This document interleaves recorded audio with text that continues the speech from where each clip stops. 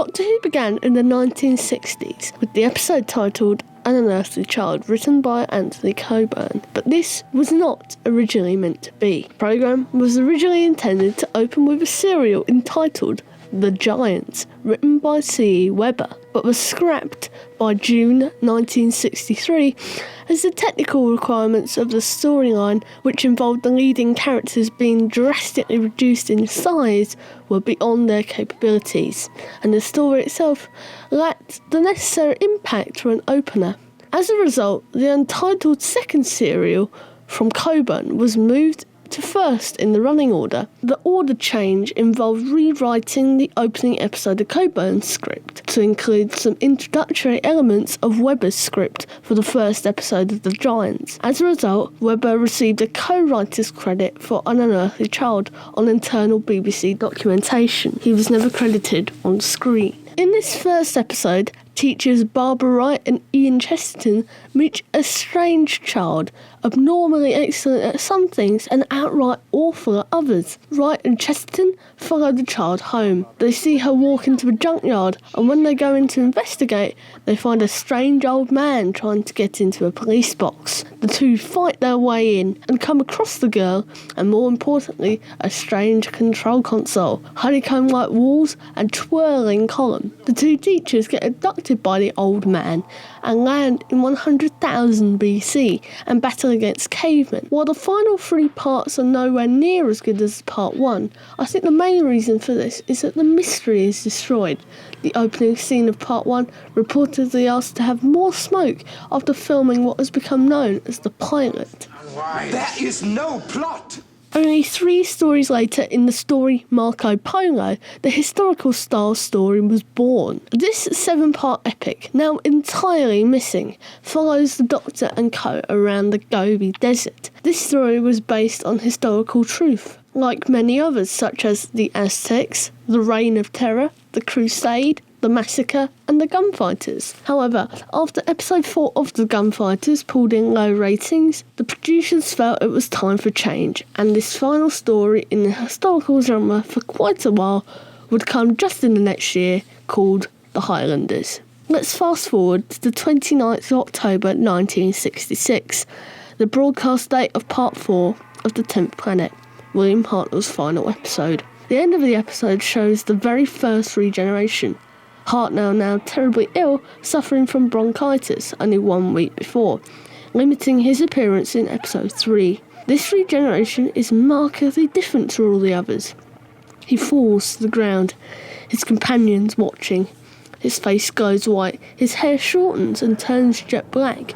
The wrinkles vanish, and in its place, a pale-skinned bowler-cut Patrick Troughton, pyjama trousers, floppy bow tie, and comedic braces replaced the grumpy old man. Whether the audience liked it or not, Hartnell was gone, and Troughton was on.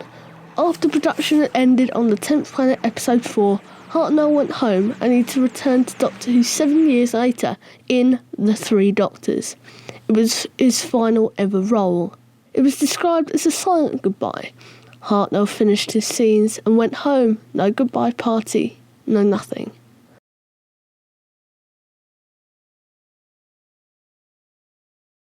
Troughton's first episode, The Power of the Daleks, was critically panned, reviews taking a dislike to Troughton's portrayal.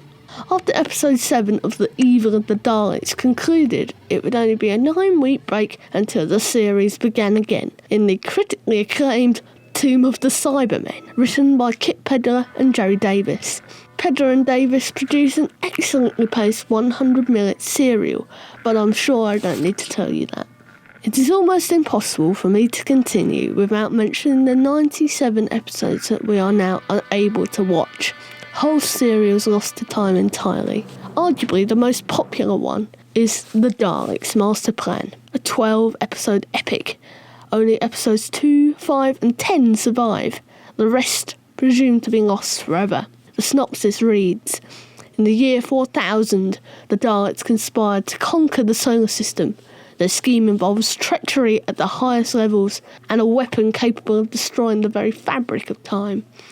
Only the Doctor and his friends can prevent catastrophe, and there is no guarantee they will escape with their lives.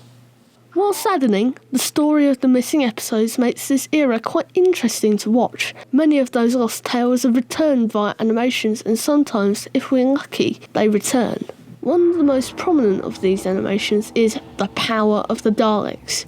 The Doctor, Ben and Polly land on the planet Vulcan to discover the Daleks are posing as servants. When the Doctor tries to warn the people, they discover it's already too late.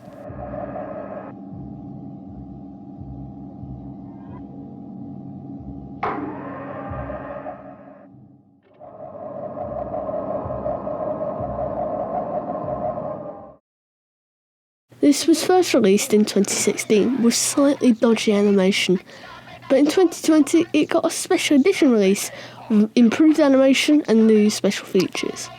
Terry Nation, creator of the Daleks, wanted to bring an end to the Daleks in Doctor Who.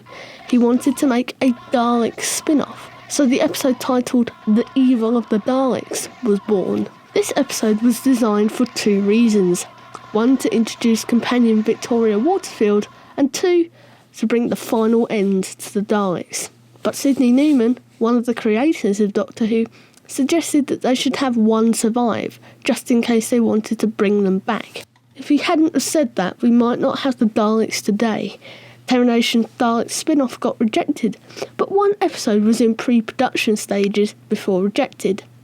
This was released on Big Finish, with the episode titled The Destroyers.